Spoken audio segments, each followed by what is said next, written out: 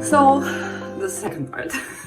I begged for antibiotics. My urologist gave the 5-day course to me, even though he was really not for that. And I promised him I will not take antibiotics if I do not feel really bad. Like, if it worsens, I will take them. If it doesn't worsen, I will come again next week. That was our deal. So I pushed for 2 more days without antibiotics, but at that point, I was peeing. Like, it felt like every 15 minutes I had to pee. Like, I would leave my flat, I was supposed to meet some friends, and I would already want to pee by the time I've reached public transport. And then I would again have to pee in the place where I met them, and you get the drill. Like, it was just all the time, and it was so uncomfortable. And like 2 or 3 days after that, I was like, I'm just going to take these antibiotics.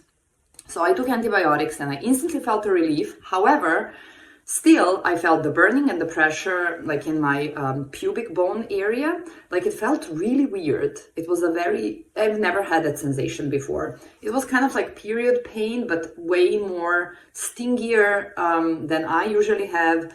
And also like a dull, aching, stingy pain that got worse with walking, and I couldn't do any sports. I have a daughter, so when I lift my daughter or I carry anything heavy, it was just like, I just felt like my insides will fall out. I don't know how else to describe that.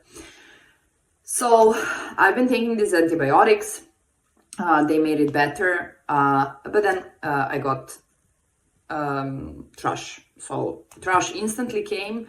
I guess this particular antibiotic that I got maybe for some reason made this thrush so terrible, or there was something else happening there. It was a really bad thrush. So I went back to the urologist, and he was really not happy that I took those antibiotics. He instantly judged me for taking them and saying that the dipstick test was negative, so it must be negative. But I already at that point knew quite a lot about how unreliable are dipstick tests, which I tried to explain to him. And he then said that his dipstick tests are good, and maybe those that I use at home are not. So I instantly knew that he's not going to be a listening ear for the future investigation, because I still felt that pain. But I did manage to convince him to send me to a lab to do like a full vaginal, and in Austria where I live, they also do like urethral swab and vulvar vaginal swab, because I wanted to see if it's candida, and I wanted to see if there is something else that does not that wasn't treated by the antibiotic that he gave me, some other bacteria, for example.